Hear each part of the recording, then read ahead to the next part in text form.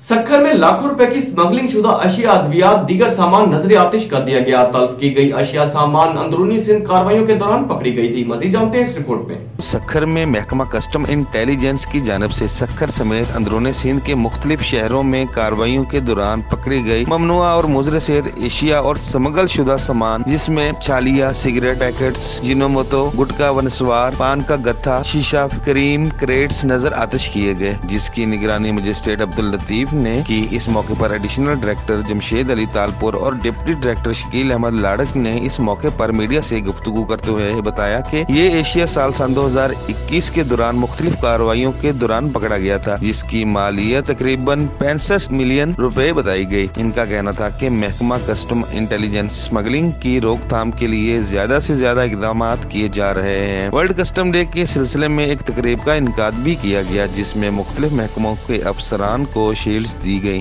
तकरीब में rangers, police, custom, बल्दिया समेत दीगर महकमों के अफसरान, सखर चैम्बर के रुकन आमर फारूकी समेत ताजरों, मुअज्जिजीन, शहरियों और सहाफियों ने शिरकत की।